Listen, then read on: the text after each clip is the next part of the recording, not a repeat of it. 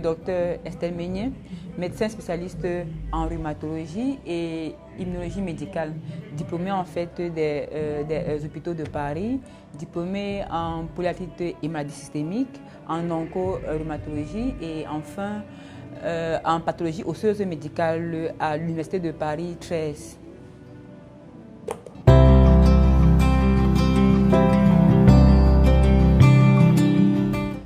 Ok, les vertus de l'aloe vera. Communément, on aime bien dire que c'est la plante aux 1000 vertus. Ça, je suis un peu d'accord parce que c'est en fait une plante avec un grand pouvoir antioxydant.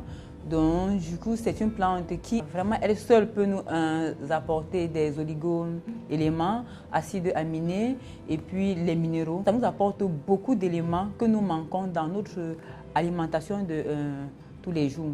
L'aloe vera, en réalité, avec ce fort pouvoir antioxydant, a des vertus telles que les propriétés immunostimulatrices, régulatrices, avec un grand pouvoir anti-inflammatoire, allergique et détoxifiante. Pour ne pas être exhaustif dans ma liste, parce que la liste est vraiment très longue.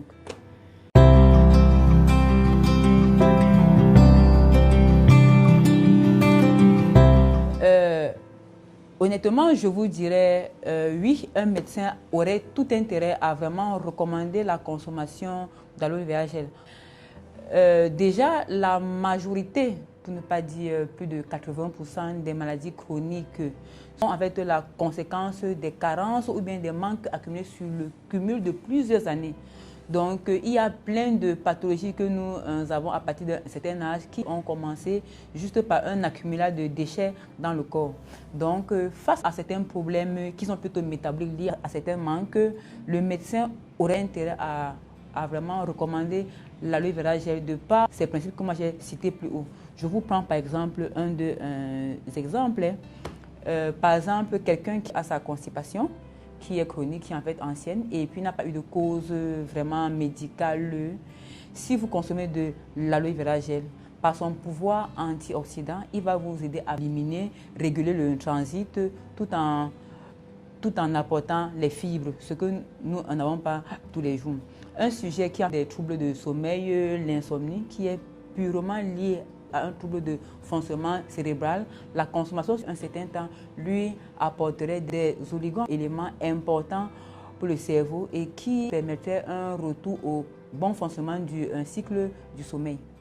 Quelqu'un qui a par exemple une fatigue non expliquée ou bien des somnolences diurnes, je ne sais pas si vous connaissez, il y a en fait des personnes qui se plaignent, je vais bien le matin, mais vers 15 heures je somnole.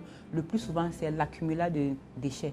Et avec l'aloe vera gel, quand vous le consommez sur un certain temps, ça vous apporte tous ces éléments qui vont vous permettre de retrouver le bien-être optimal dans le bon fonctionnement de toutes vos fonctions vitales, c'est-à-dire cérébrales et puis absorption des minéraux. Et du coup, la santé est refaite. Comme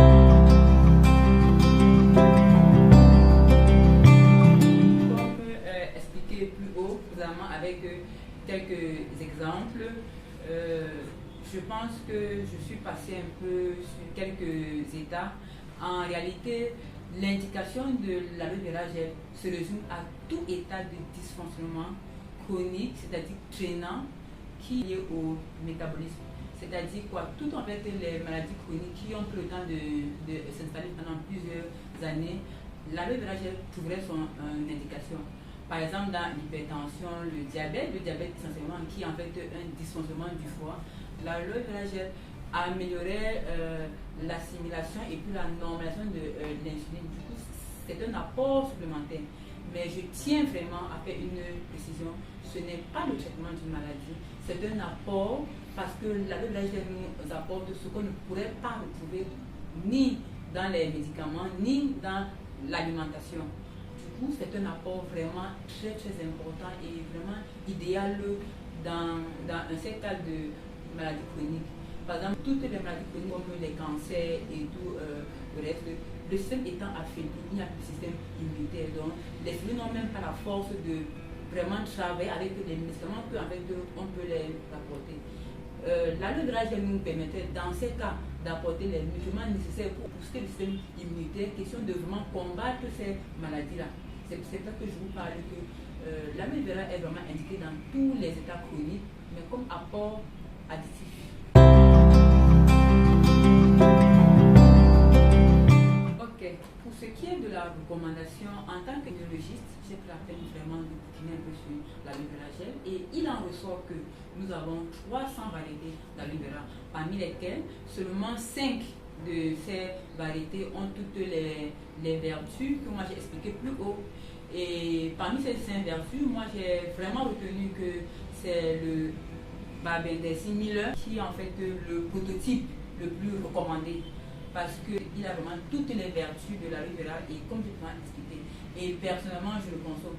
Donc, en plus de mon expérience scientifique, en plus de mon expérience personnelle de consommation, je vous recommande l'aloe vera de Forever Living Product qui est en fait basé sur le Barbendazole Miller.